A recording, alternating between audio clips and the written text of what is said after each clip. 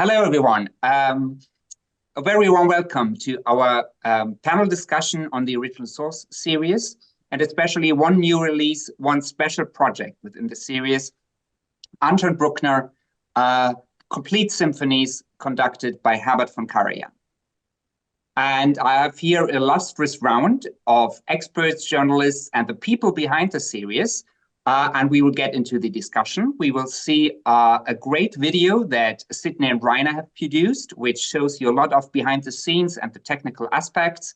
And before we delve into that, just quickly from my side, I'm the host for today's discussion. My name is Johannes Gleim, and I'm running Deutsche Grammophon's strategic repertoire and heritage division. And it's about over a year since we have launched the original source series. And all your feedback, your commentaries, you guys, the audiophile community out there, has been so great to read about, to listen to you, because there has been a lot of commentaries, feedback, what we could improve, but also such great praise. So that really makes our work worthwhile. So thank you from our heart for that. And now to our experts here, to start with Rainer Meyer. Rainer was hired by Deutsche Grammophon Gesellschaft as a sound engineer in 1990 and subsequently worked for the most renowned artists of classical music. In that capacity, he won 4 Grammy Awards, and he has been a producer and managing director of Emil Berliner Studios, based in Berlin, since 2008, and has specialized, among other things, in purely analog recordings. And Rainer is really the mastermind behind the original source series and has mixed all the titles. So great to have you, Rainer. Working closely with Rainer is Sidney Meyer. Sidney is a sound engineer and has been part of Emil Berliner Studios since 2017. And in the field of vinyl mastering, she holds the scepter in her hand and ensures the golden cut. She learned the rare craft under Rainer Meyer in Berlin and Kevin Gray in Los Angeles. She also takes quality control personally and has been cutting all original source titles. Welcome, Sidney. Thank you.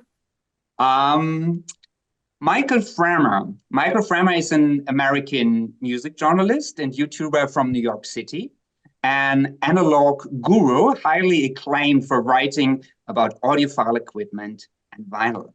He is the editor of trackingangle.com and editor-at-large at The Absolute Sound. Due to his influence within the audiophile community, he has been called the Dean of Audiophile Writing. He's based in New Jersey. Great to have you, Michael. Great to be here. And last but very much not least, Mark Ward. Mark joins us from California. He's a Peabody Award-winning radio producer, filmmaker, and writer, whose programs have aired on National Public Radio, the BBC World Service, and other international networks. He has collaborated with a wide range of artists, including Christopher Hogwood, Michael Tilson Thomas, and Sir Ian McCallum. He has written for the Financial Times and the Boston Globe, and is a regular contributor to Michael Fremer's trackingangle.com, specializing in classical and film music. Great to have you, Mark. Oh, thrilled to be here. Wonderful. So, original source, the series, we will talk in depth about this big new 17 LP box set in a minute.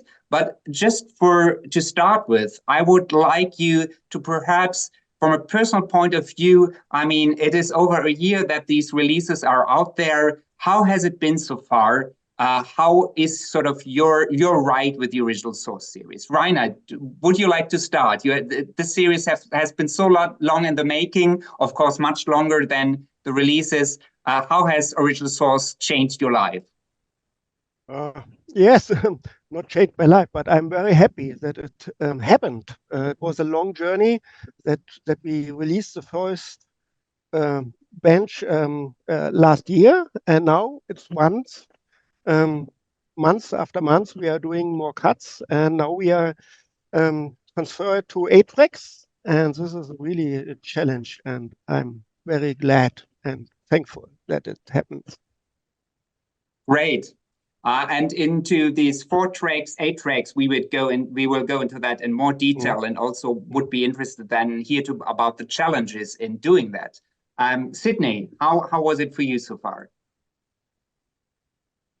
We've been having such a great time cutting these titles, remixing them, and giving new life to these legendary recordings. It has been an amazing journey so far, and the feedback from the listeners has been so great. We really appreciate it, and yeah, we hope that there will be a lot more titles to come. Great. And now to our journalist, the critical side of the business. I mean, Mark and Michael, you've been from early on have been listening, critiquing, writing about these titles. So just a few words from you. How has it been so far? I'll leave it to Mark to talk about the musical side of it, because he is an expert on that, and I don't claim to be that. I'm just a listener who enjoys the music. So, you know, the sound of these records is absolutely wonderful. The packaging is wonderful. Everything about it is very rewarding, and I just like to, you know, sit down and put a record on late at night, turn the lights out, and be in the hall or be wherever it was recorded, and they're absolutely phenomenal. So my question is, one quick question. This is obviously a very expensive undertaking, and it requires machinery, and it requires packaging. Has this been a fruitful thing for Deutsche Grammophon? I know it's got a certain amount of prestige to it, but it must be very, very expensive to put this together. Has it worked out well for you as a company on the financial level? I'm just curious about that. So the answer is yes. The answer is yes. And we are glad that it is working out financially as well, because that allows us to continue this series, and perhaps with the Bruckner Karajan set with going to 8-track tapes, even bring it to the next level. So of course, this is not a cheap series to think of to manufacture. And as we will see later in the video, and Rainer will talk about, of course, also on Emil Berliner Studios side, there has been a lot of investing into technical equipment that needed to be built to allow for these processes to happening. So, of course, there's a bit of a adventure in it, yeah, because you also, beforehand, you never fully know whether such a series resonates with consumers and listeners. As we know, there are mint packages, original packages out there, and people compare it with with basically the recordings from the 1970s. So of course we were thinking we didn't want to make any compromise in quality at every step of the process. So that was a bit of a risk, of course, but luckily it has worked out, because sometimes some of the, for example, the Steinberg set that released beginning of this year, it was sold out basically in days. So I think we have a fan base now that supports the series, and this is great. So it's working out in terms of quality, but also financially for us. Yeah. And I'm very proud that Mark is writing about this for our website, and I think our website has been very beneficial to the whole project. And so, Mark, why don't you talk about your experience with this music? Oh my goodness! I mean, where to begin? I think, you know, let me just talk about this from a very personal level. You know, I started collecting Deutsche Grammophon records when I was 10 years old. Getting the Karajan Beethoven 9 symphonies as a birthday present.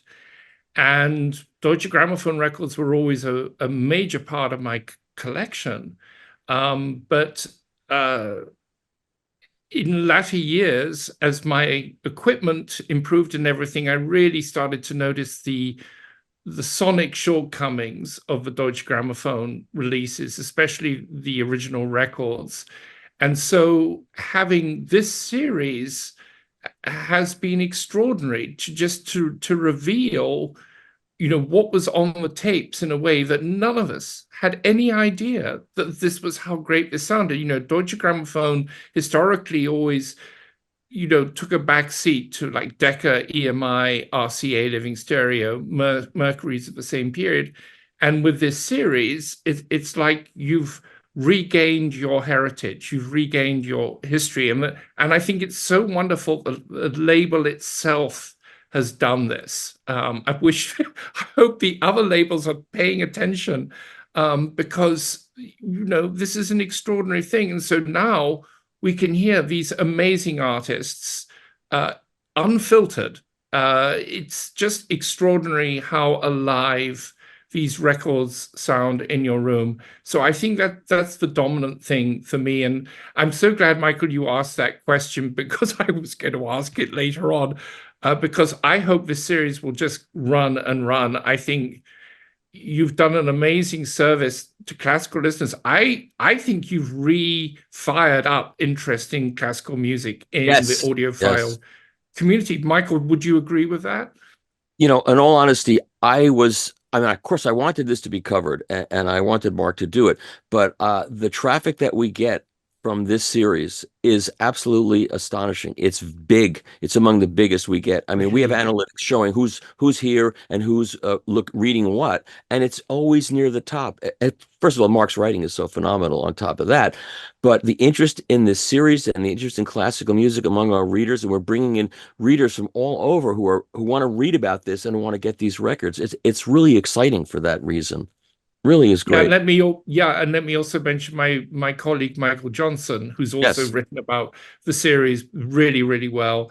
It's a lot of records to cover.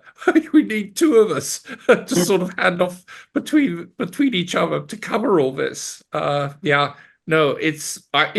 great to hear, Michael. But I just anecdotally, I think people are so fired up about these records. Yeah, and I think it's great what you, Michael and Mark, are mentioning also in sort of sparking up or igniting the love for classical music in the audiophile community, because that personally, to me, when I saw a video blogger who said basically no clue about classical music, and he put the Verdi Requiem by Karajan and said, I put it on at midnight, and 2 hours later, I was sort of finishing this great music. So that people, via the format, via the technical aspect, via the love for vinyl, discover new works. That, of course, is great to hear. And let me just add another little thing in here. I just, a huge shout out to Rainer and Sidney. But I guess Rainer, and Michael, you've known Rainer for years, but long time has held a torch for vinyl for a long, long time, and was slowly, incrementally getting to this point, and is a huge debt of gratitude. Everyone who loves this music owes to you guys. So thank you so much. Yeah, Mark, I went to the original Emil Berliner Studios in Hanover, Germany, many years ago. And when I went there, all the tape machines were sitting outside. They were not being used. They were like covered in plastic. And it was like a very dark period as far as I was concerned. And to see this revival is so phenomenal. And how vital it is, and how well accepted it is, and how people really love it and crave it is phenomenal. And it's great for classical music too. It's great for everything. Yeah, absolutely. Couldn't agree more. Great. And now, I don't know, Rainer, are you with us? Yep. Yes. Okay. Okay. So, because I think there is a good point, Mark, that you made about the continuation, how we can continue with that series, because of course, with 4-track tapes, there is still some great recordings out there that we can cover, and we also will bring in the original source series. But as everything on this planet Earth, it is limited. At some points, there won't be any more 4-track tapes for us to release in the series. So now getting to sort of the clue with this new edition, and I would like Rainer to talk about sort of the adventure in going 8-track tapes, because as you guys know, so far, every release of original source went back to the original 4-track master tapes. And for this set, Rainer has built special technical equipment to be able to handle, so to speak, 8-track tapes. So before we watch a video, which Sidney and Rainer have put together, and I think which brilliantly explains lots of the details that went into the process and are in this process. But to kick it off, Rainer, I would like you to perhaps tell a bit about the challenges and the idea behind going 8-track tape and what it entailed in the process of building those special machinery and equipment. Well, the 4-track tapes or the quadraphonic recordings, they have been intended to cut on vinyl. They never have cut because it was a quadraphonic format. Only test cuts have been made. It stopped, but the tapes were edited and produced to get a chance to cut it directly from. And then they stopped this project. There was no market on the consumer side. And the engineers went over to 8-track and 16-track, to multi-track recordings. They liked the chance to remix later. But DG continued editing the multi-track tapes together as an original. Because they learned from the 4-track tapes that this is important to have a whole master which is complete, and it's not parts of the multitrack. So most of the modern multitrack recordings in pop music, it's just a source to mix down, and then the 2-track down mix will be edited. But here, DG edited always the multitrack takes. And I think this was new, maybe also to the industry. And last year we had a success with the 4-track tapes, and I remember from remasterings that maybe the archive is much fuller with good or wonderful 8-track productions than with 4-track production. There are many good 4-track productions, but there are much more 8-track production. I did know over the years, Bernstein, Karajan, Abad, or whatever. So I was thinking, yeah, what can we do? The 8-track tapes or 8-track master never have been intended to cut directly, but there was a chance to do it. And this is complicated, which we show in the video, and hopefully it turned out. Yeah, it was a big investment for us. 3 times bigger than we intended or thought it would be. But in the end, it worked. Yeah, great. Wonderful. So let's watch this video.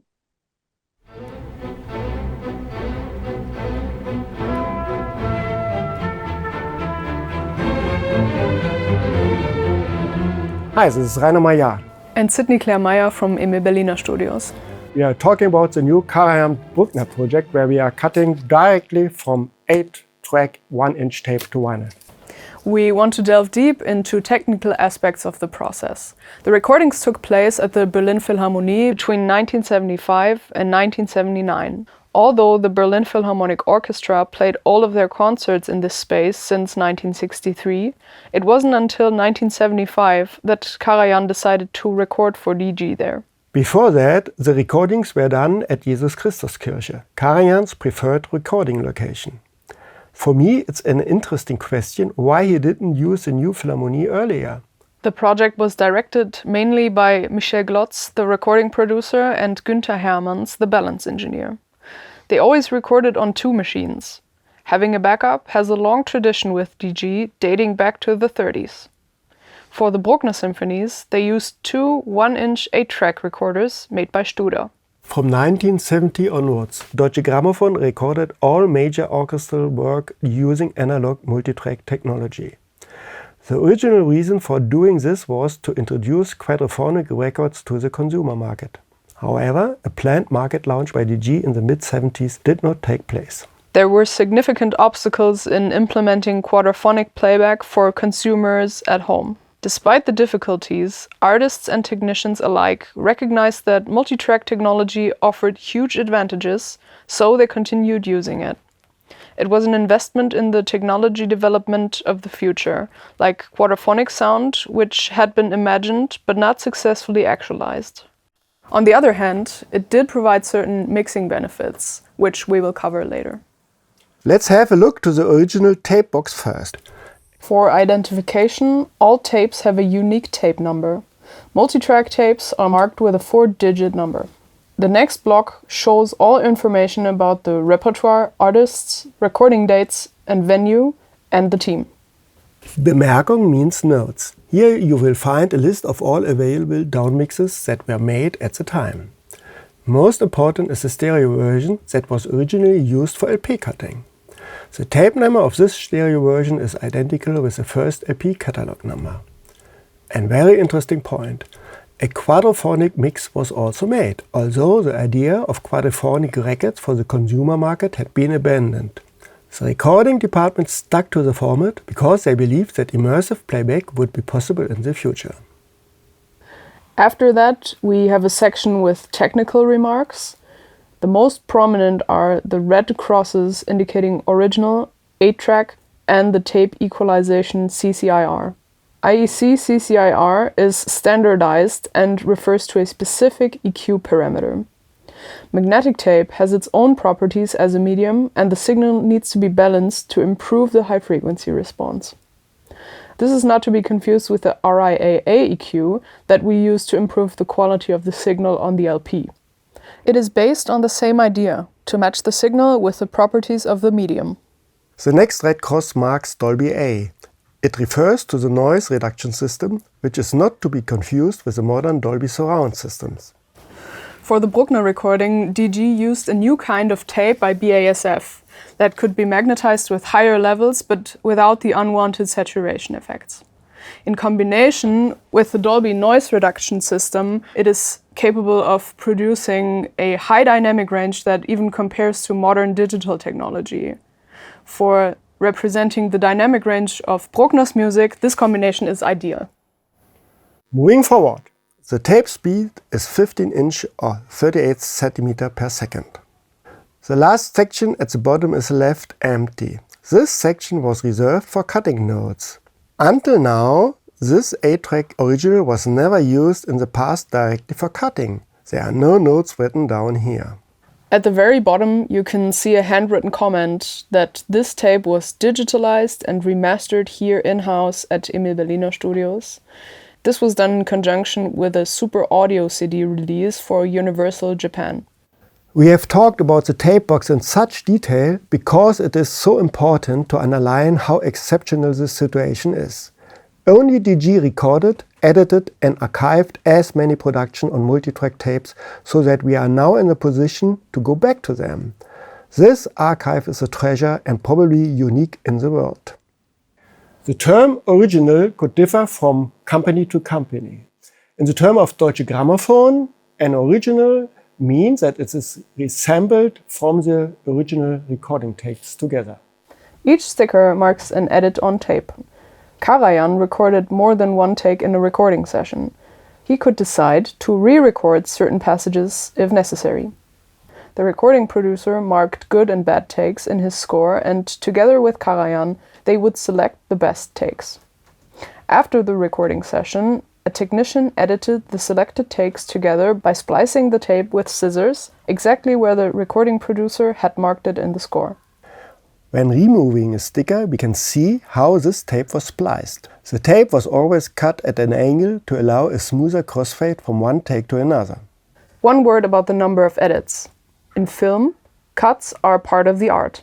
It's impossible to miss them. There is even an Oscar for best editing. However, in music, an edit should be inaudible. There is no Grammy for best editing, despite requiring a high skill set and tastefulness. Editing is an important part of the classical recording process, but almost no one is talking about it. And no one will tell you how many edits have been made. I started to make statistics by counting the visible edits on the master.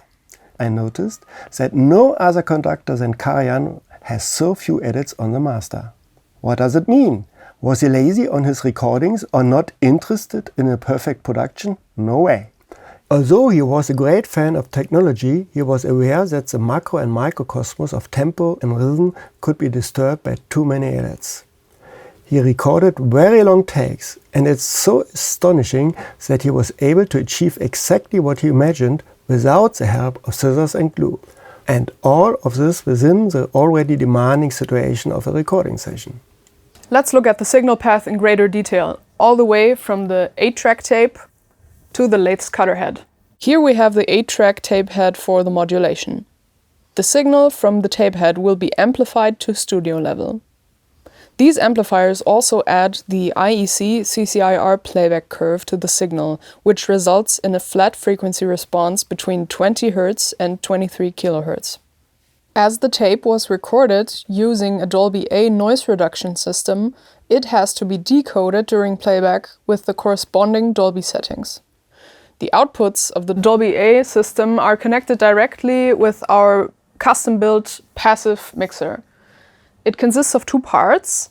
This one is the fader box, and the second part is the actual mixer that sums the signals together. From our mixer, the stereo signal is fed directly into the Neumann mastering console SP79. From here, the signal goes to our cutting amplifiers made by Audiophile. The signal will be amplified to drive the cutter head and will be processed with the RIAA recording equalization. And finally, we have the cutter head, where 2 coils, 1 for each channel, drive a diamond cutting stylus. But this signal pass describes only half of the cutting process. We have a second pass which is just as important. This is the so-called preview head. It's located before the modulation head. The pathway of the tape is extended by these rollers to about 34 cm. The signal from the preview head is also amplified, and the output of the Dolby is fed into our custom-built passive mixer. One reason why we had to build it by ourselves you could see here. Each fader for mixing controls the modulation as well as the preview signal for the same track at the same time. While the mix coming from the modulation head drives the cutter head, the mix coming from the preview head drives the pitch computer inside the lathe. Because this is really the key to everything and the reason why no one has ever done it before. And also why we needed to build a custom mixer and modify one of our tape machines. So why do we go through all this trouble, you may ask? In the golden age of shellac, all cuts were made with a fixed pitch, meaning that the cutter head travels across the disc at a constant speed. Emil Berliner, the inventor of the gramophone himself, made a simple but clear drawing. The groove on each disc is a spiral, but the groove itself is modulated by the music. The sound waves of the music are encoded in the shape of the groove. A higher level of music translates to a higher excursion of the stylus. As a consequence, loud music needs more space. Between rotations, the groove walls are not supposed to touch each other. Otherwise, we will get horrible distortion. This is called overcutting. The challenge is to get the maximum amount of rotations on a disc while making sure that no overcutting happens. So the loudest part in music is a reference to set the right pitch. Every passage softer than that has less groove excursion. As a consequence, most of the time the pitch is higher than necessary. This had the effect that a lot of space on the surface was left unused, which explains the limited playing times on the 78s. By pitch, we don't mean the tone pitch, but rather the threading on the lead screw. Almost 95 years ago, engineers started to think about a way to link the modulation magnitudes to the speed of the pitch motor. After the invention of magnetic tape, a practical solution started developing. A preview tape head is placed before the modulation tape head on the machine. They produce identical signals. The only difference is in the time delay between them. The previewed signal is analyzed by an electric circuit which drives the pitch motor according to level, frequency and stereo image of the signal. How does the delay increase the efficiency?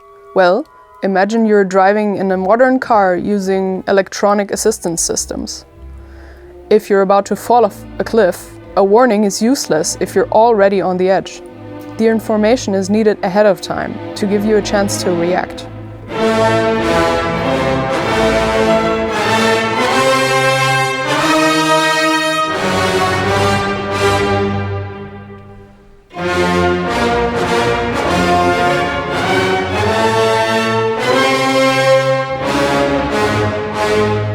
It is the same with our lathe.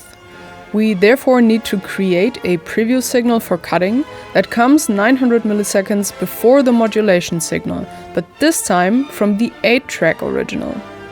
This is exactly the amount of time that half a rotation at 33 RPM takes. In this time, the pitch motor can speed up or slow down according to the signal. In the moment of cutting, the distance between the grooves will always be as little as necessary to accommodate the modulation without overcutting. The more effective a groove computer works, the less space is wasted. As a consequence, we could either cut longer playing times, higher levels, or finish at a larger end diameter, which results in a better frequency response. If the playing time is a given, like with the Bruckner project, using the very efficient pitch computer of our VMS-80, we already have an advantage over the original pressings from the late 70s. They were cut on a VMS-70 with a less efficient pitch computer. This advantage is completely independent of the signal itself. We are using the word pitch computer, but don't worry, the signal path for the modulation is completely analog. Only for calculating the pitch, a memory module is needed. So listen to the mix. On 2 tracks we have the 2 room microphones, which Herman's intended to have the rear channel for the quadraphonic mix. We have the woodwind and the French horn on 2 channels. We have all strings, oh we don't hear it, strings without the double bass. And on the last 2 channels we have brass, double bass and the main microphone.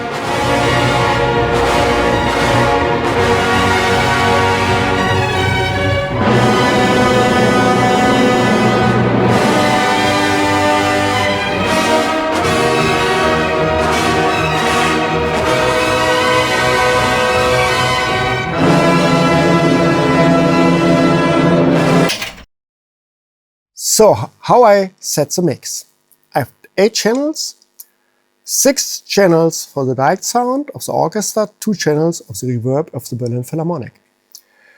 The same what Günther Hermanns has for his down mix in the late 70s for the LP. He made a down mix on 2-track tape, and this 2-track tape I have here as a reference.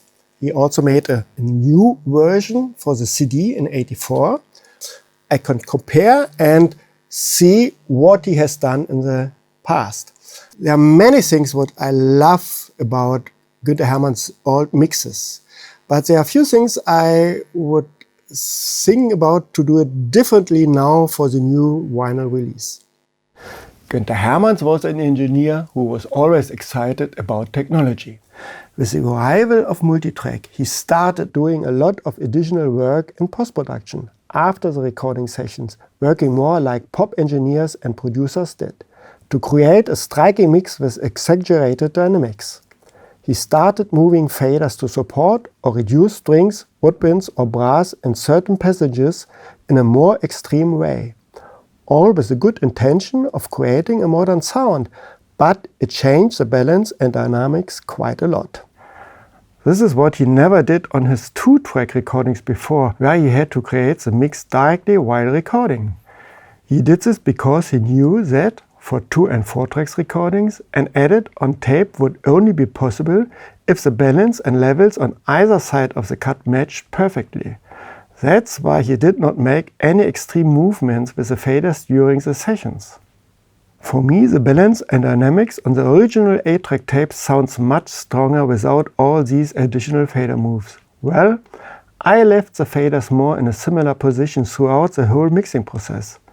This results in a much more coherent sound, a sound that is closer to how my ears hear the music in the concert hall, where no one is adjusting the levels or balance apart from the conductor and the musicians.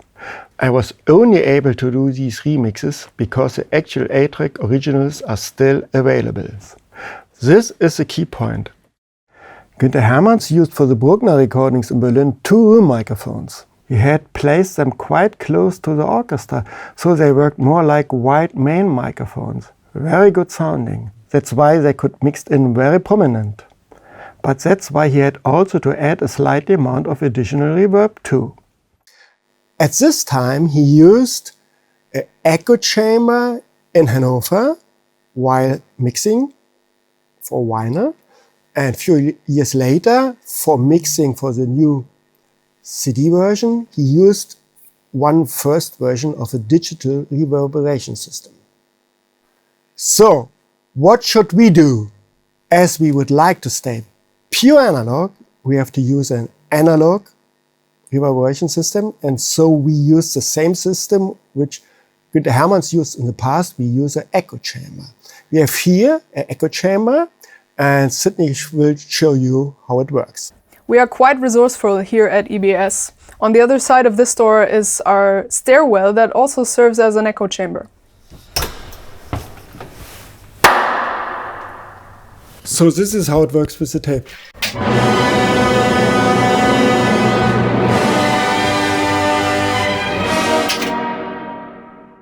Using artificial reverb is a long-established practice in the production of classical music. Even when orchestra recordings take place in concert halls with nice acoustics, engineers often add artificial reverb to the mix. Günther Hermanns used for many of his recordings from the Jesus Christuskirche an echo chamber by using the huge stairway of the bell tower. He put a loudspeaker and 2 microphones in there. While the orchestra was playing in the church, the signals were fed from his mixers to the speaker, and the microphone signals from the echo chamber were added in the mix. The ratio of this echo chamber in the mix was always low, just to blend the sound more to the taste of Günther Hermanns. With the relocation to their new recording center in Hannover-Langenhagen in 1969, DG also installed an echo chamber, which was located on the 8th floor. It was not as big as the bell tower at Jesus Christuskirche, and the sound was not really convincing. An example of its use is the famous Abbado-Stravinsky Sacre recording, where Hermanns added some reverb from the echo chamber to the mix from the 4-track tape. Our new original source series mix sounds more charming because we used our echo chamber here at EBS.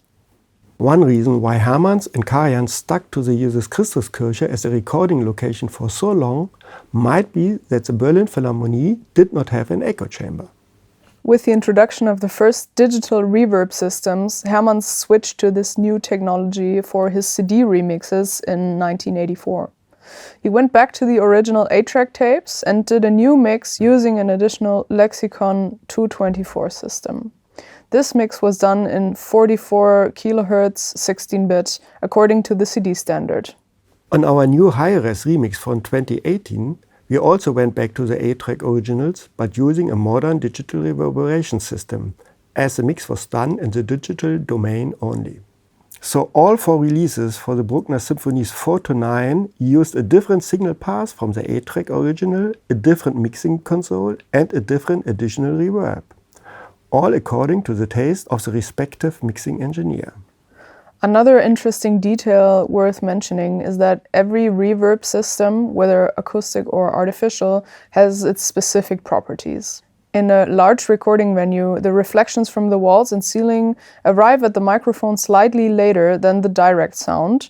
This is called early reflection time, which gives our ear very important information about the size of the room. With plates or an echo chamber, this reflection time is much shorter because of the smaller dimensions.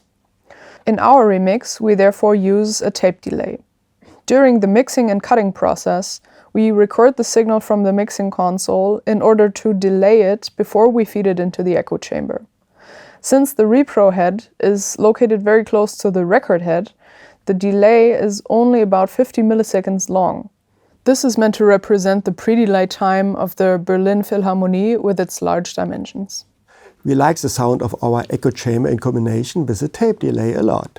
It sounds just as good or even better as modern digital reverberation system, so that we sometimes use it for modern digital recordings as well. There are 2 disadvantages to this procedure. First, it is not a plugin, which makes it more complex to use and it only works in real time. The second aspect is that our large echo chamber also serves as an emergency exit. There is a chance that people will walk in while we are using it. To make sure that this does not happen, we decided to cut the Karajan Bruckner box at night.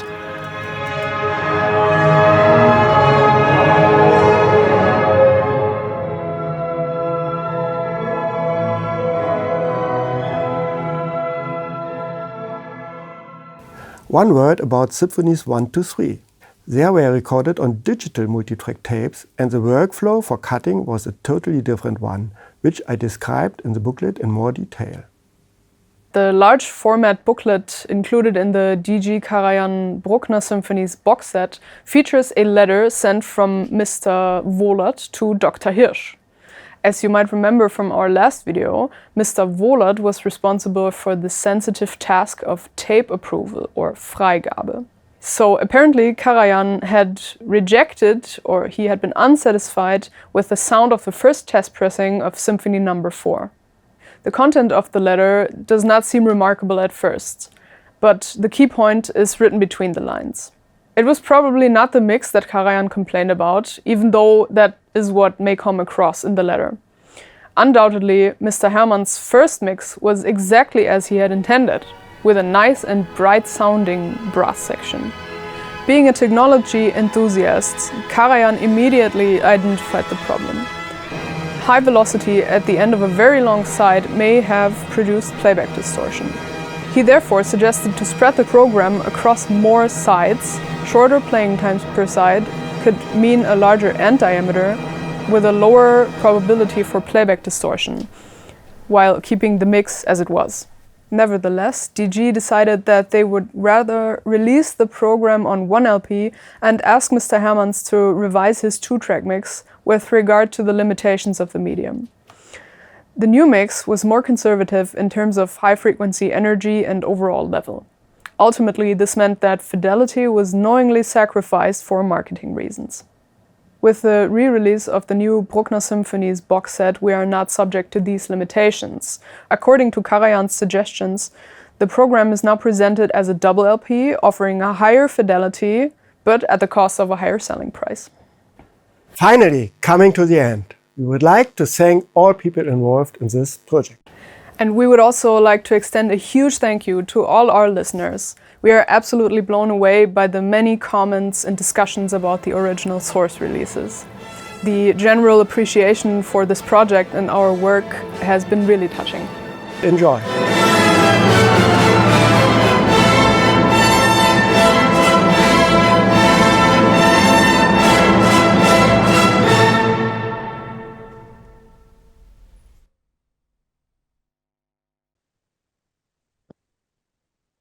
So, lots of information, lots of details, a lot of technical specialities. And my question would be in regard to Mark and Michael. Do you know of any other releases where studios or labels have gone back to original 8-track tapes? Well, I have one question first. The 8-track tapes were edited down so that you had a finished product on an 8-track tape, correct? You didn't have to go in and try to duplicate editing that was done in the studio, 50 years ago. It would have been impossible for you to do that, right? It wouldn't have worked. Yes. So you're lucky that they did it that way, that they cut the multi-track and prepared it. That was good, right? Yeah. I don't know if everybody did that. We don't know. I think it would be impossible to take an 8-track tape and that wasn't edited down and reproduce all the edits unless there were notes taken. It would be impossible. You wouldn't make any money on that kind of product for sure, and you wouldn't have any hair left when it was done. So, Mark, I don't know of anybody else who's done this. No, absolutely not. And I just want to give a little shout out in the video. I love the fact that you did the mixer and the bit of a cutting head in the Deutsche Grammophon yellow, the cartouche yellow. I just think that's such a lovely touch. Yeah, no, I can't think of anyone who's ever done that. And I'll just say that listening to this Karajan set, I was listening to the Fifth yesterday, and I'll go into more detail later, but my God, wow. Yeah, no. Yes, so perhaps because it's also special that DG owns this great archive in multi-track recordings, which perhaps not many labels have, or so that is of course the start. And then Rainer, when you thought about going 8-track tapes and doing the mixing and cutting directly from the master tapes, did you immediately know what to construct? I would be interested a bit, about building this passive mixer, this console, how that, how was that like easy going to some technical guys and saying, you need to do this, or tell me a bit about the challenges, because that is fascinating for me. Something that's really like an adventure. Nobody had done that before. How did you approach that? Yes, exactly. Yeah, we, of course, it should be totally analog. Yeah, this was the aim. So no mix down, no digital in between, no digital in the pathway what we hear. So my first thought was there would have been another path to this, to do the preview on the digital side. Yeah, so we have also very clever engineers, and we thought to do some synchronization with the workstation, that the preview comes 900 milliseconds in front from a workstation. So the audio would be analog, but the preview would be digital. But then we said, no, we do it totally white. Everything should be analog. And then it was clear we have to rebuild the machine, because there was never built an 8-track machine with preview heads, so we had to do it. It was quite complicated, and we also needed a mixer, because we have not to mix 8 tracks, we have to mix 2 times tracks. 16 track mixer to 4 outputs, 2 times stereo. And we thought to buy a mixer, but you can't buy it. Maybe you can buy a Neve console, SSL console, the big, huge analog consoles in the film industry, but they are much too huge. They wouldn't have fit into our room, and much too expensive. So we decided to do it everything by ourselves, because there was no other way. Yeah, we needed it. So my question is, when you're doing a work from a very simple mic'd product, it's a lot easier in some ways than having multi-microphones on instruments. How do you integrate all these microphones? I mean, you could get a level, but how do you get it to coalesce into a coherent soundstage with all of these separate microphones? In the end, the recording is an 8-track recording, but now we call it stem mastering maybe. So they used maybe 24 microphones on the recording and mixed down to 4 groups, or to 3 groups. So all the strings together to a stereo group, all the woodwinds and the French horn together. So most of the mix have been done on the recording session. Yeah, and I only can do just the balancing between these 4 groups. It's not a totally new mix. So spatially, it was also finished. In other words, left to right. Yes, panning. Exactly. It was most of them was left to right, and only the room microphone have been just 2 microphones. I think is what I hear or what I heard, and maybe I use a little bit more of these room microphones now than Günther Hermann's used. But yeah, it's not a totally new mix. It's just half of a mix, because half of the mix was done by Günther Hermann's 50 years ago, and the rest was done now. So if there is maybe a support for a solo flute, this was done by Günther Hermann's 50 years ago. Now I can only bring in all the woodwinds together, more or less. Can you get everything on that tape into a lacquer, or do you have to make compromises in terms of dynamics and frequency response?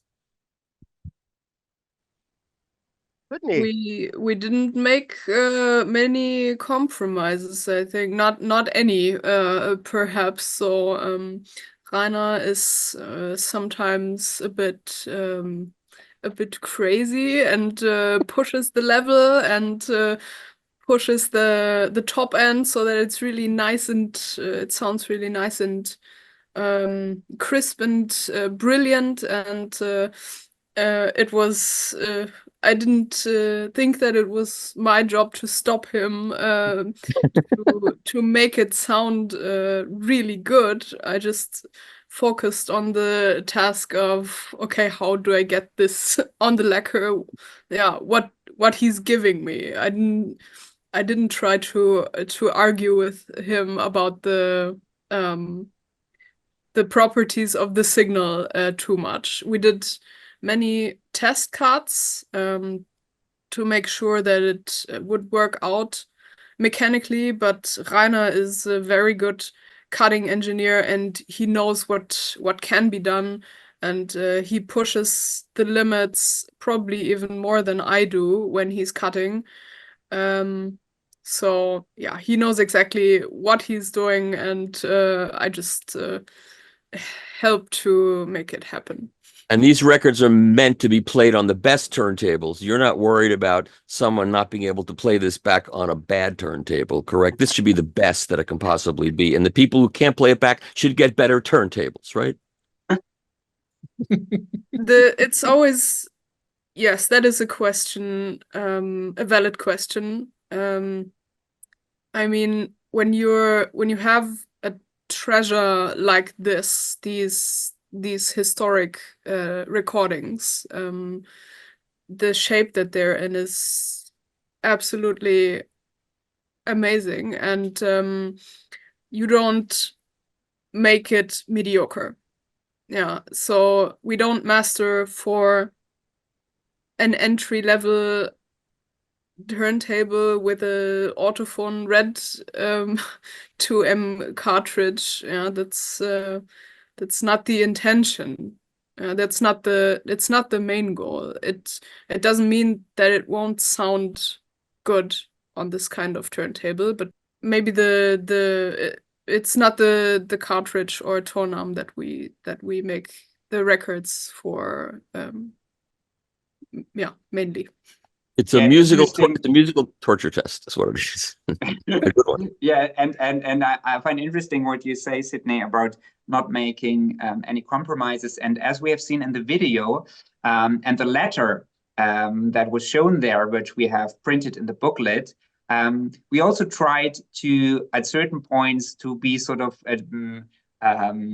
be even better than what they were able to do in the time, and also to spread the music over more LPs, over more sites. As Karajan, as we know, he was a technical enthusiast, and he had sort of seen there might be some problems if the Symphony No. 4 would be presented on one LP. And in the end, marketing overruled Karajan, so to speak, in those days.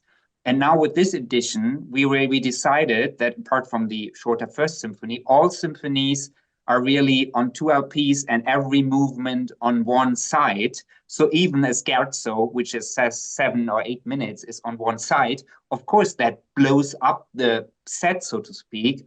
But we wanted to provide also sort of the most space for the music to do what Sidney and Rainer are doing, that they really have that space to lay out. And yeah. No, I think that was a really great choice that you decided to do that. So it was just no compromise.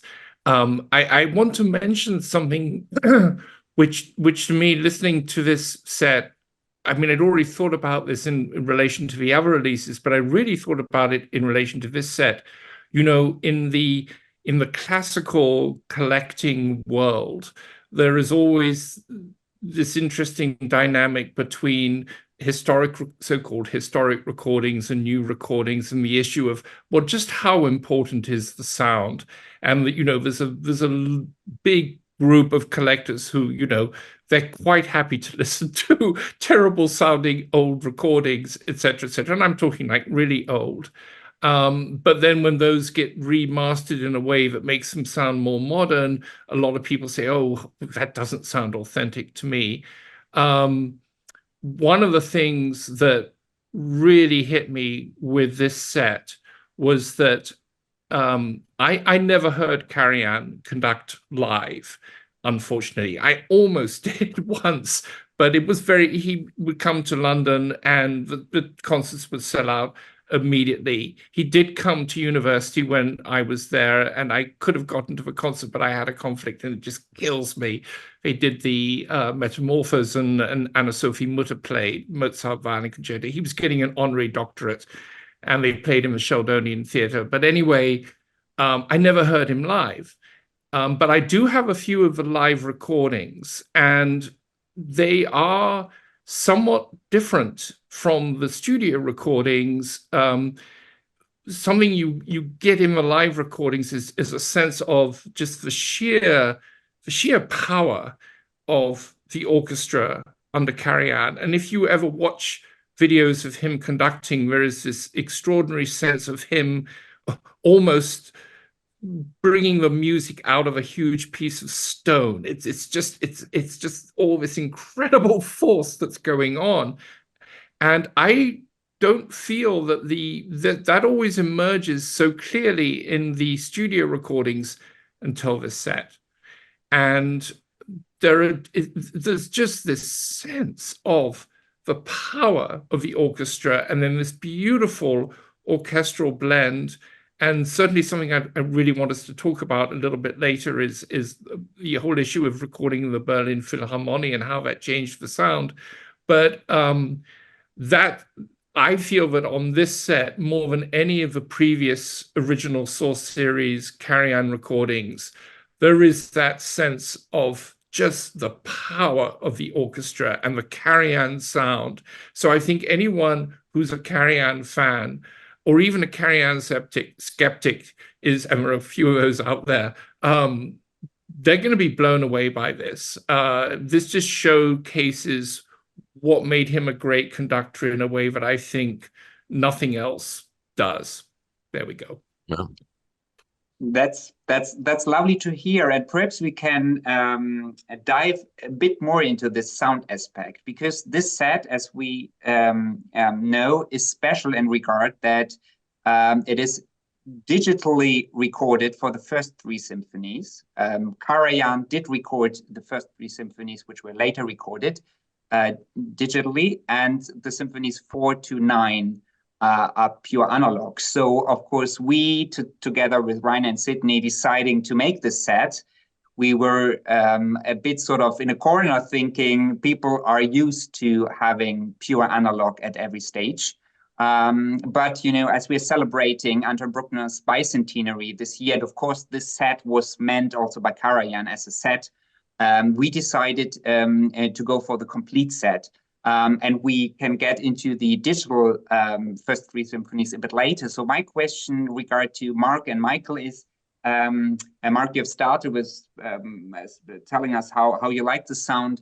So was it worthwhile? Does the 8-track give something additional, or are they as good as you are expecting from the 4-track masterings that you have listened to? And Mark, I know that you have also written in one of your articles about that set that the original analog in this case were already sounding good. The symphonies 4 to 9 were sounding, which isn't the case, as you have mentioned before, which isn't the case with all the old LPs. So what about the improvement in sound? Well, is there one? I mean, I think, you know, anyone who wants to know a little bit more about why the original records didn't sound as good as they should have sounded should go back to our earlier videos. And my first article goes into this in some detail, that Deutsche Grammophon made some very specific manufacturing choices, which meant that the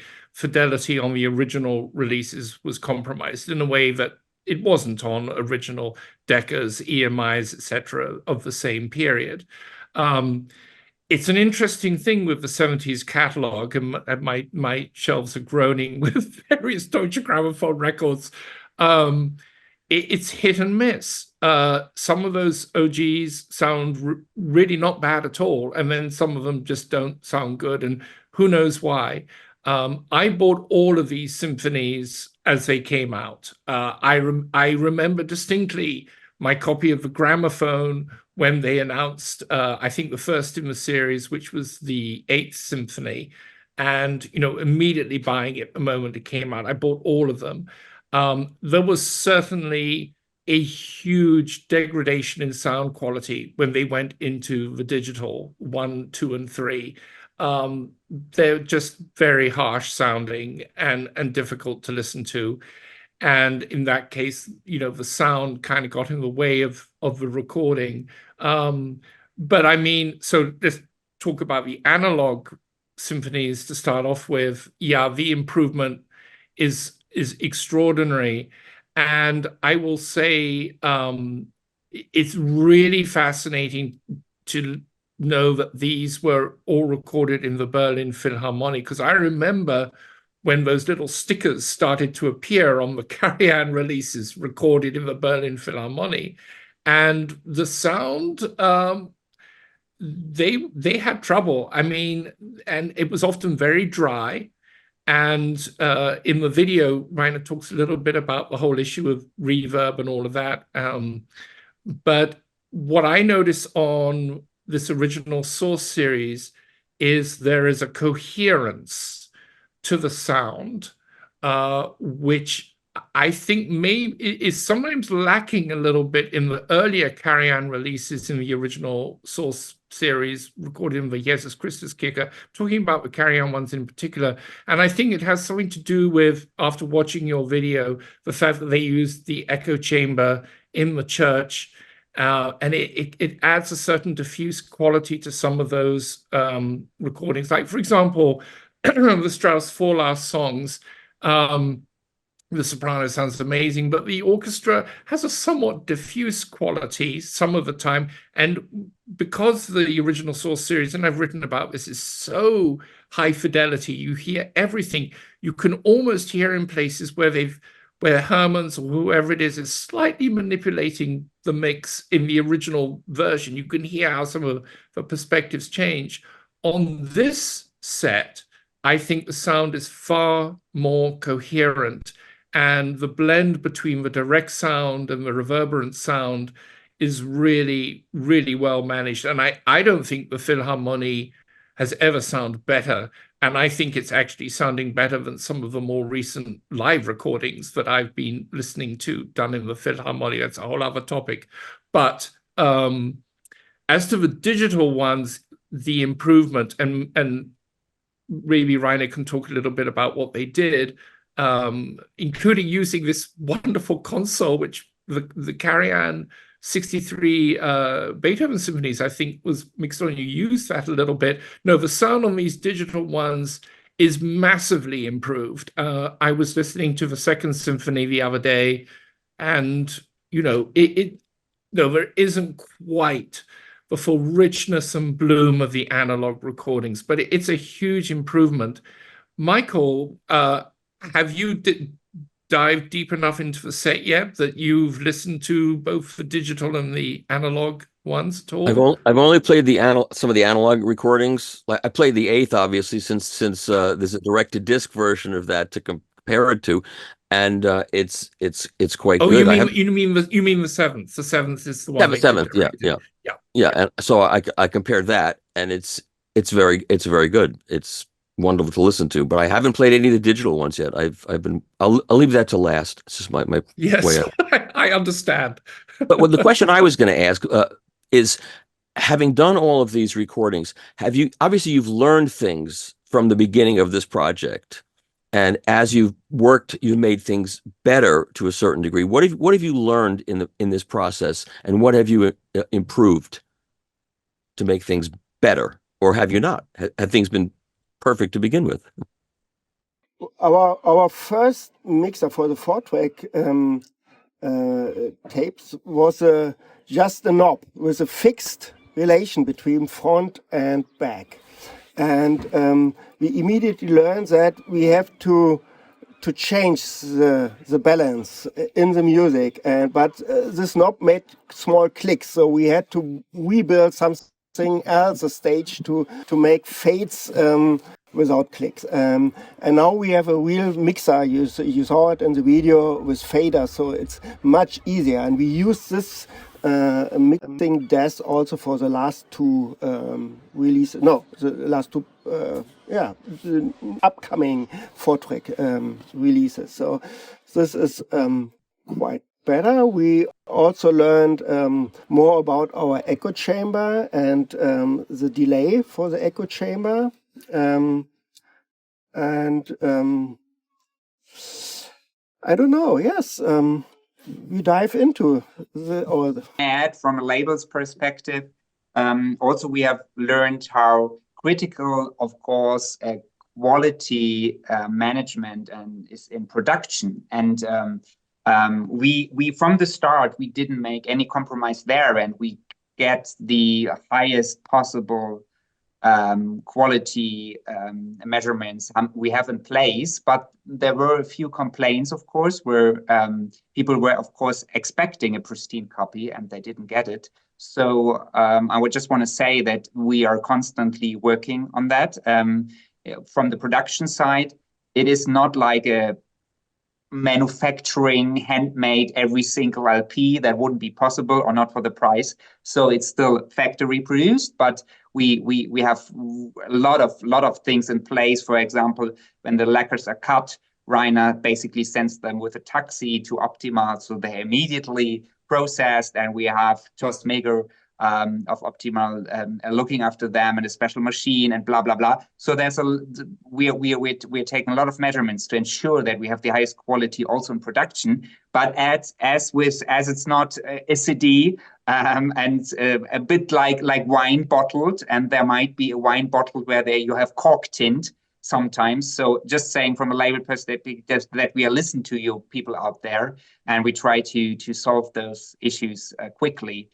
If there's a LP that is not completely. You know, Mark was talking about the dryness of the hall, and when I wrote some notes for that direct-to-disc record, which of course is a great honor for me to be able to do that, I did my research, and it turns out that the person that designed the hall made it dry on purpose so that people at home, he felt that most people would be listening at home and get used to a certain dry sound at home, so he didn't want to make a hall that was too wet. Did you know that? Did you know it's that, so interesting. And I mean, I think, you know, that hall is kind of the beginning architecturally, sonically, of a new approach to concert halls. The whole idea of it being in the round, and, you know, the culmination of that you might think of as being Disney Concert Hall, where the acoustics they're much more hi-fi than they are, you know, like the Boston Symphony Hall. But Michael, it's a really excellent point. But I think, you know, I mean, for example, Karajan did the cycle of the Tchaikovsky symphonies there, and my original British LP of the fifth sounds incredibly dry, but then the box set, it's much wetter. So clearly, as Maillard explained in his video, they added a little bit more of certain kind of reverberation on it. But for this set, I think you've really found the sweet spot in terms of being able to mix in the ambient mics from the original sessions, and then using your stairwell. I love that bit of the video. And that, of course, is, I mean, I think it's a bit speculating, but Rainer has mentioned that in his video, that we are not 100% sure why Karajan, when he and the Berlin Phil played in the Berlin Philharmonie for quite some time, but he still recorded in the Jesus Christus Kirche, which of course has a very good acoustic. And of course, this dryness that Michael, you mentioned, and the lack of an echo chamber that we have seen in the video. And I think, Rainer, that is a fair estimate that perhaps this together brought Karajan to rather late adopt the new concert hall for recordings. But you have to think about that a hall could be good for recording and could be good to have concert, to listen to it. I think the Berlin Philharmonic is a wonderful hall to be there and to listen to the orchestra in a live concert. But for recordings, we need sometimes more reverb than for a concert hall with an audience to listen to. So that's two pair of shoes. Yes. Can I want to ask Sidney a question. So if any of you aren't aware, there's this wonderful book and website called Women in Vinyl. And Sidney is profiled in this. And I hope I've got this right, but you actually come from an interesting background in music, that you were into classical music, and in particular, late 19th century, you know, the big stuff.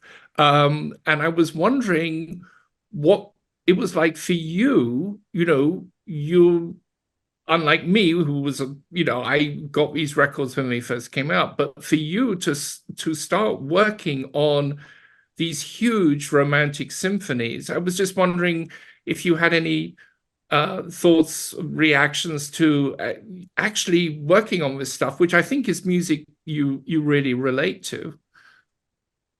Absolutely, yes.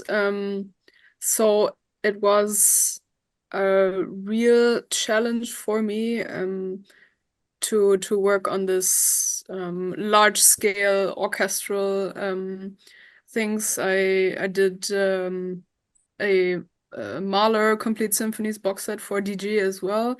And this was, I think, the most challenging project that I've ever done. Along with this Bruckner set, because the expectations are so high and rightfully so. And coming from the other side of the microphone initially, it's really completely different to judge the sound from this perspective, and of course I really emotionally can relate to this music. It really I don't know how to say it, but it's really catches me. So you really want to put everything into it, so that it translates the emotion that you're kind of feeling when hearing this. And that was the tricky part for me, to kind of make it so that the emotion translates. I think that is such a good point, because Michael, maybe you can chime in here too. I think the emotion is communicated in analog like this in a way it's rare with digital. It's kind of a difference between digital film and analog film. Something about when you film something with film, the chemicals interacting, something of the atmosphere of the set, the emotional thing, it somehow goes into this. I know this will be, some people completely disagree. Yes, but I really think they will think we're crazy for saying what you just said. Yeah. But I think it's absolutely true, and I've always thought it was true. And I always said, like I said to my friend Joe Harley, we used to say when vinyl was disappearing, we always would say, if young people could hear this, they would want it. They'd get it immediately, but we have to make sure they get to hear it. And that happened. And now they hear it and they get this. And, this is a series that you started doing not knowing how it would be responded to by the market. You had no idea how the market would respond to this. You hoped it would respond to it the way it, well, maybe you never even thought it would respond to it as strongly as it has, but it has. And it's the reasons that Mark just explained. And I believe that. Yeah, I mean, that emotion, Sidney, what you talk about, it's there. And clearly, this collaboration between you and Rainer, there's real synchronicity here. And, I think it's just remarkable. Like I say, it's like you feel like you're getting what's on the tapes unfiltered.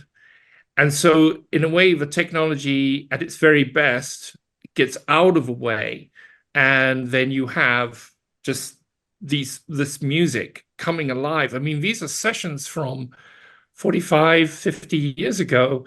And like I say, it's so powerful. It's really amazing. I mean, if anyone wants to get a real sense of this, put on the slow movement of the Bruckner Fifth Symphony, which starts with these slow pizzicatos.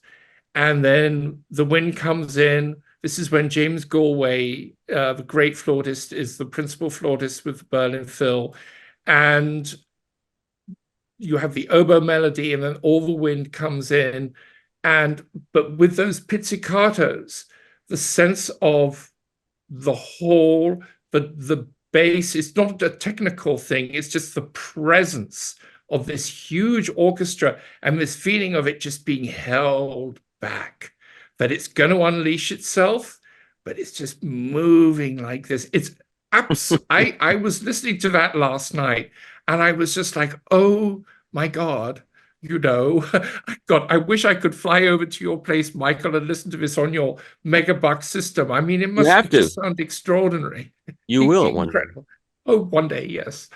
Will. Can I just add to that?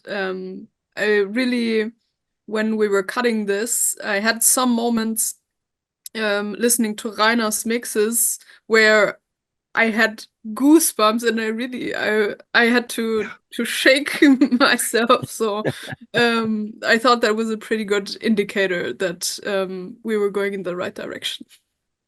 Yeah, I mean, it's just, and when you hear, in my earlier article about the Giolini set, which I will also say is phenomenal, of the three symphonies, one of the things, Bruckner's very hard to pull off. And I mean, I've heard some really great live performances. There's so much Bruckner out there. There's a real wide variety.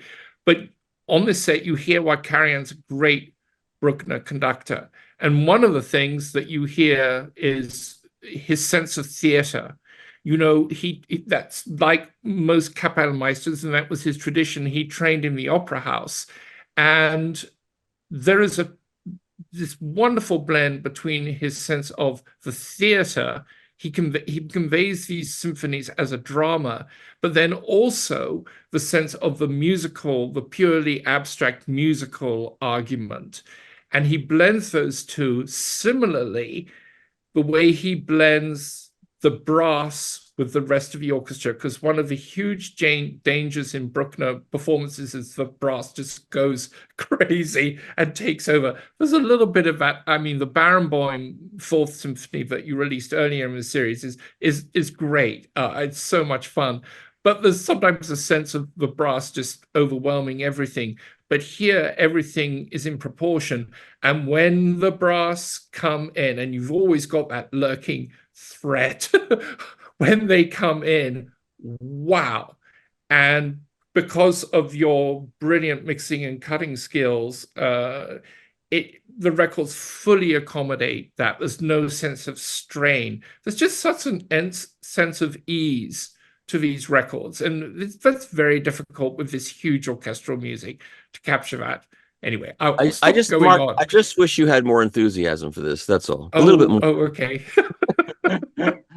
And perhaps we shine a light also on the digital recordings, so to speak, of the set, because as you know, it was sort of also a bit of a huge decision to go there. And of course, while they were recorded to be released on LP, because the CD was not yet there, it were digitally recording, and we know early digital is especially problematic sound-wise. And Karajan, the technical guy, he wanted to have multitrack, and of course he embraced digital recording early on, though one could argue the recordings didn't have the same quality as the analog just done a few years before. And as we haven't seen so much about that in the video, I would like Rainer and Sidney to tell us a bit more about, because of course it was daunting to put it out to the audiophile community and say, here it's even if it was digitally recorded, here it is part of the set. And I think Rainer and Sidney have achieved and getting really the best sound and also the best analogish sound of it, but that also took some special thoughts. And I still remember, Rainer, when you sent me a little video where you were like exclaiming, "We did it! I found a solution for that," because it was really, oh my God, what do we do with this, horrible sounding, so to speak, recording? So please fill us in about that. Yes, okay. The first two symphonies are recorded on 3M digital machines, and they have been not quite well developed. The A to D converters, they have been, it was early digital technology. And and they sound harsh, and it's not a general problem. So every channel could change the sound. So some channels sounds pretty good, and other channels sounds bad. So they had to be adjusted. Each channel has to be adjusted before the recording, and with temperature. So it was not a system which worked well, not like today. Okay.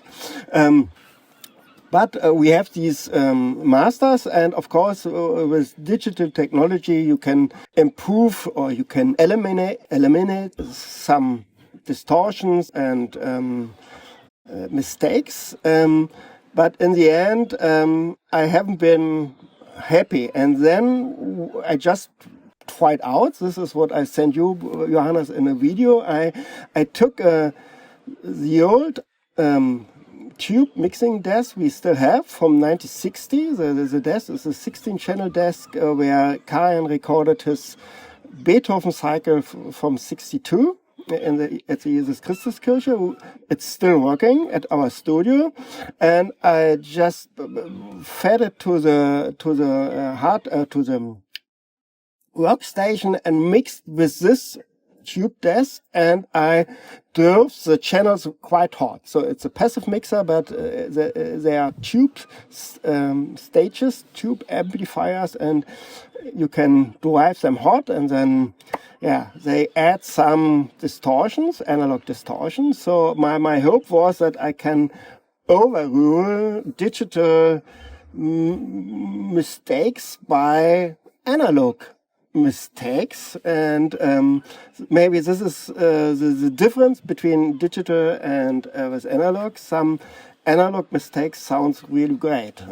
If you have a Jimi Hendrix thing about electric guitar, these are analog distortions, and okay, not as far with classical music like in rock, but just to add a color which we are used to analog in our brain, and I think this was worked. So I also tried to mix down to tape, and thought that the tape hiss may add some good remembrance, but this didn't happen. So I took out the tape again.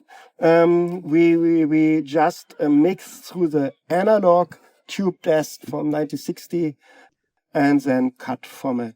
Yeah. Did you have a 3M machine to play the tape back on? Or? No.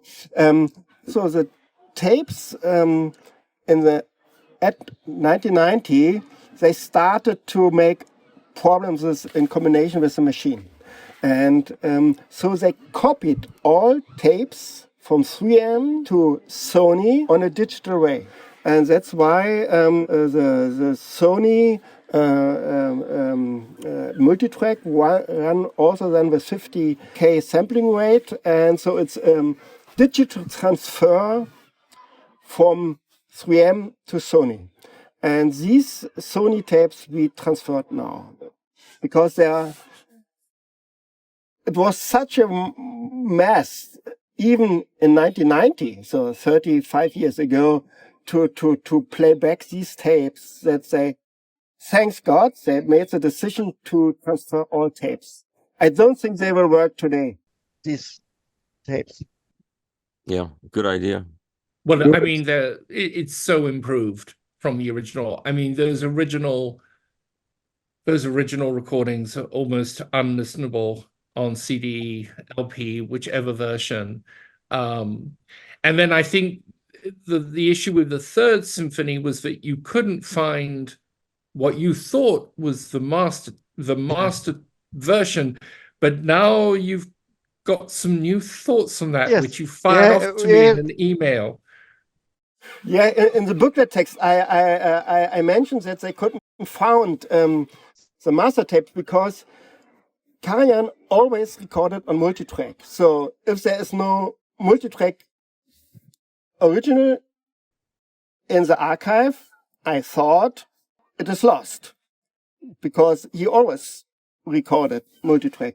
But then I saw in the booklet in your video and that there's a protocol, and in the protocol you see that the edited was done only on 2-track.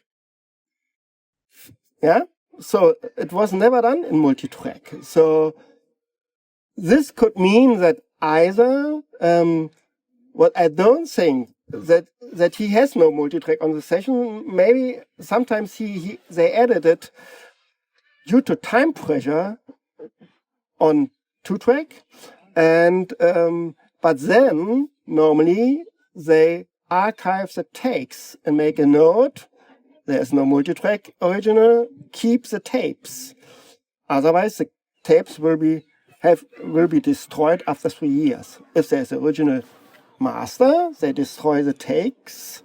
But if there's no master, multi-track master, they keep the takes. But there are no takes. So I don't know. But I don't think that that there was ever a multi-track master. And the third symphony also sound a little bit better than the original first and second, because I think it was not recorded on the 3M. It was a parallel recording directly to 2-track Sony, and the Sony converters have been much, much better than the 3M converters. What converters did you use on this project to go from D to A? No converters. No, in the end for cutting, they are direct out. We have a colleague, Stefan Flock. He's a producer, tonmeister, recording engineer, and he's also a developer for digital analog equipment. I was going to say, if you didn't have one, you did a really amazing job cutting a record. Yeah, no. So we use his converters, direct out. Which I'm sure is much better than the converters they had back in the day. So I'm sure that's part of what made it sound better. Yeah. I mean, so it's interesting. So for this particular symphony, and we should mention the engineer on these sessions, Gunther Hermanns, he kind of went back to an older method where he essentially mixed it live to 2-track. And I would just like to touch on a little thing here. Forever, there's been this speculation that the reason why Karajan's recordings sometimes sound a little bit whatever was that he interfered, and that he interfered with the mixes. And there are, of course, legions of photographs of him sitting at mixing desks, etc., which enhances this myth. But I mean, I've asked you about this, Rainer, and I think you address it very well in the booklet, that really what's actually going on here is that it's actually Hermanns who, at different stages of time, would revisit his mixes and change them a little bit. So maybe this is more about Hermanns changing his mind, doing slight adjustments over the years, more than Karajan stepping in and saying, I want it this way. Because you say in your book that there are and in the video, that Karajan unusually did very few takes and was relatively hands-off. Maybe you could just talk a little bit about that. Karajan recorded, if possible, only one take, of course. So every musician did know maybe there's only one take. Maybe there are 2 takes. So everybody was on fire because there haven't been many takes. Yeah, and also what I mentioned, there have been much less edits. So Karajan made long takes. Very long takes, and it's so great with Bruckner, all the timings, yeah. We heard it, and then there's a time change, and I looked to the tape, wondering if there's a white sticker. No, there was no white sticker, so everything was conducted white way. So if there are so few edits and so few takes, everybody, the musicians and also the team, has to work like in a direct-to-disc recording white. So there haven't been many room for experiments for Hermanns. He just mixed it that it's white. Yeah? then with mixing, 8 tracks, 11 tracks with digital, alone in his studio in Hanover. With time, he tried out and thought, okay, let's do my version. This is what I think. And he just started to support things. I don't know why. He supported the brass. If it gets louder, he put it more brass or whatever. I think he just played like because it was new technology. And if there's a new technology, we have to use it. Why to have 8 tracks if you don't move the faders? So it's, yeah, you have a lot of knobs, so use it. So maybe 10 years later he would be saying, okay, I can leave it. But at this time he moved faders, all the time. And I don't think it's necessary. It comes out much stronger if you leave the faders where they are and let the musician play and listen to the music. Yeah. So there are remaining some mysteries. What the Third Symphony perhaps never recorded in multitrack, and not lost because never recorded. And also the myth about Karajan, at the mixing desk, how much was he really mixing or helping, and or didn't he just like the picture, like in a great plane or in a fast car to sit there? So I think it's a great discussion. I don't know whether there are some really things you want to share here. Otherwise, I would say we have touched a lot of topics from the digital technical side, from the analog, about the first time ever now here by you experts, Mark and Michael, confirmed that this is the first time ever that a vinyl has been cut directly from 8-track tapes. So I don't know, some closing remarks, perhaps? I would think that Mark and I both agree that just because the first 3 symphonies were recorded digitally would have been a mistake to not include them in the set. Absolutely a mistake. Yeah. So this is the right way to do it. Okay, great to hear. I do have a comment about moving forward. I'm very excited to hear that this is an ongoing series. Can I send you a list of records? Please do so, and we have also already noted down some wishes of yours that you have sprinkled around your articles. So I think Mahler 6 with Karajan is in the pipeline, of course. Saying that, of course, I mean, we together with Ryan and Sidney, we select the titles, and of course sometimes there is a slight change. If Rainer looks at the tapes and say, of course, due to these reasons, we shouldn't go for it. But please send me a list. Okay, at the more general area there is, I would love for you to focus a little bit more on some of the solo instrumental repertoire and the chamber music repertoire. Amongst my favorites so far have been, the Emil Gilels solo Beethoven. I can't wait to hear the Polini that's coming out. You've got an amazing chamber music and instrumental catalog. And so I know the temptation is always to go for the big orchestral works for obvious reasons. But yeah, that's good to hear, because of course going for the big orchestral works is also because we think that they probably might resonate more with the audiophile community, having the big late romantic stuff in where you can really show what your equipment can do. So this is very important feedback for us, that there's also people out there for solo piano and more chamber music. Yeah, I mean, I think it's probably a slightly harder sell, but when I think, Marta Argerich, Rostropovich, and the Meillard doing Schubert String Quintet, I mean, there's some great stuff out there. So yeah, I just wanted to mention that. Great. Sidney, Rainer, everything fine, or do you want to add something? We are looking forward. It's up to you, Johannes. Send us a list. It's not only up to me, it's also up to, yes, basically to you guys out there watching this video right now and supporting us with, believing in the series. And as long as we can do it, we will continue, because it's a great catalog, great archival treasure we have to exploit those recordings from the 1970s.